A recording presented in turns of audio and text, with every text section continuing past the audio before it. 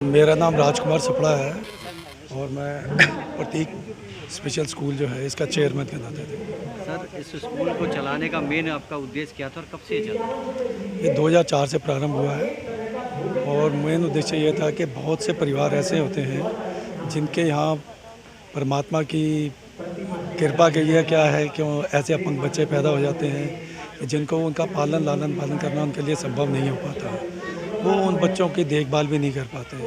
तो ऐसे बच्चे जो होते हैं वो बिल्कुल एक समाज से उपेक्षित से हो जाते हैं। घर वाले भी उनको एक रद्दी की टोकरी की तरह रखते हैं। ऐसा हमने अक्सर देखा है, तो उनकी परवाह नहीं करते। तो ऐसे बच्चों के लिए हमने अपना ये स्कूल खोला है और हम उन लोगों से कोई फ़ीस भी नहीं लेते। और जहाँ के जो अपना खर्च है वो अपने डोनर से हम उन लोगों से पैसा इकट्ठा करते हैं और उसकी वजह से उनका जो खर्च है वो चलता है। और उन बच्चों को हम घर से लेके आते हैं और फिर घर पे छोड़ के आते हैं। उनके यहाँ जो भी उनकी आवश्यकताएं हैं उसके अनुसार उनको ज्ञान देना और उनको अगर स्पीच थेरेपी है, स्पीच थेरेपी, फिजियोथेरेपी और भी किस तरह की आवश्यकता होती है वो हम पूरी करते हैं। और उनके लिए लंच वगैरह का भी प्रोग्राम हम लोग करते हैं और घर पे भी छोड़ के आते हैं। सर, इस पूरे प्रोग्राम में कभी सरकार का भी कभी योगदान रहा है? नहीं मिला सर, नहीं मिला। कई बार प्रयास किया लेकिन अब मैं आपको इस बात पे कह नहीं सकता। इसमें बहुत से अड़ंगे हैं और बहुत सी बीच में ऐसी बातें हैं जो मैं कह नहीं पाऊँगा आपको। बहुत से लोग गलत बीच में मिले हुए हैं जो कुछ ना कुछ अपेक्षा करते हैं, वो संभव नहीं है। जब हम नेक कार्य कर रहे हैं तो फिर हम कुछ लोगों की अपेक्षाएं करें, पूरी करें और उसके लिए हमें गलत वलत बिल बनाएं, वो हमारे बस की बात नहीं है। तो सरकार से हमें कोई सहायता नहीं मिलती।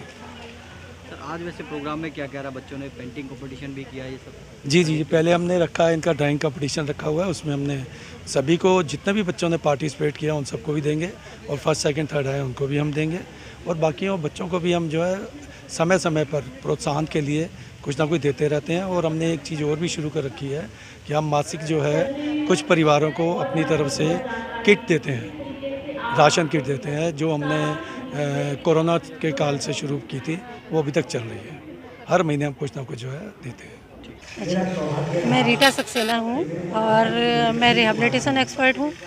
अपनी एजुकेशन लाइफ से ही जब स्टूडेंट रही हूँ तो मेरा रुझान जो था दिव्यांग बच्चों के प्रति जागृत हुआ और मैंने सारा अपना कोर्सेज पढ़ाई डिसेबिलिटी के फील्ड में ही की। तो मैम, ये कब से आपकी संस्था है और कब से आप ये कार्य?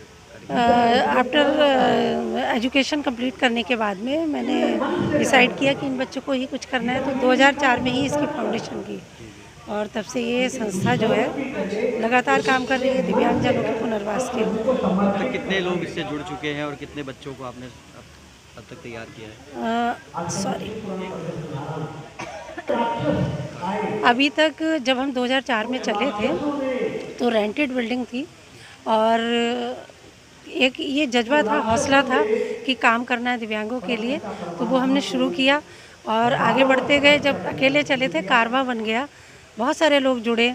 आज ये संस्था जो है करीब 200 बच्चों को आत्मनिर्भर बनाकर समाज की मुख्य धारा से जोड़कर उनको आगे बढ़ा चुकी है। कहीं ना कहीं जॉब के लिए, शादी के लिए उनको प्लेस करा चुके हैं और स्कूल में अभी करीब आ रहे हैं 80 बच्चे। कोविड के कारण जैसा कि सभी की लाइफ इफेक्टेड हुई है, तो ये दिव्यांग बच्चे कैसे अछूते रह जाएंगे, इनके माता पिता कैसे अछूते रह जाएंगे। तो हम लोग टोटली एक टीम है और मिलके काम करते हैं। जो लोग दिव्यांग बच्चों को अडॉप्ट करते हैं, स्पॉन्सर करते हैं और उनकी पढ़ाई से लेके पुनर्वास तक का हम लोग अरेंजमेंट करते हैं। एक नॉर्मल बच्चे में पढ़ाने में बहुत दिक्कत आती है जी। एक दिव्यांग बच्चे को तो और भी ज़्यादा। कितनी उस पर कितना मेहनत करनी? मैं ज़रूर कहना चाहूँगी कि दिव्यांग बच्चे को पढ़ाने से ज़्यादा उनके माता पिता को जागरूक करने में जो है वो हिम्मत चाहिए। उनको स्कूल तक लाना सबसे बड़ा चैलेंज है, क्योंकि अगर बच्चा, माता पिता को उनकी पढ़ाई उनको समझ नहीं आती है कि चीज़ें बदलती हैं। दिव्यांग बच्चा भी पढ़ सकता है, उनको लगता है अगर ये बोलता नहीं है तो कैसे पढ़ेगा, चलता नहीं है तो स्कूल कैसे जाएगा। तो उनका पुनर्वास करना, उनके माता पिता की ट्रेनिंग ज़रूरी है, वो हम कर रहे हैं, वो हमने की है। सबसे ज़्यादा हमने माता पिता पे काम किया है। कम्युनिटी में जाके लोगों को जागरूकता फैलाई है, जन जन जागरूकता अभियान चलाए। तो आज उसका नतीजा है कि लोग खुद एडमिशन के लिए आते हैं, जबकि पहले हम जाते थे तो हमसे पूछा जाता था हमें क्या मिलेगा, अगर हम अपना बच्चा भेजेंगे तो हमें क्या मिलेगा। तो आज वो स्थिति चेंज हुई है। आज लोग आते हैं कि हमारे बच्चे को पढ़ा दीजिए, सिखा दीजिए। सबसे पहले गवर्नमेंट की तरफ से कोई मिल रहा है? गवर्नमेंट की तरफ से अभी तक कुछ नहीं मिल रहा है। और बस हम लोग फंड रेजिंग करते हैं, हमारी टीम जोड़ती है और इस तरीके से चलाते हैं।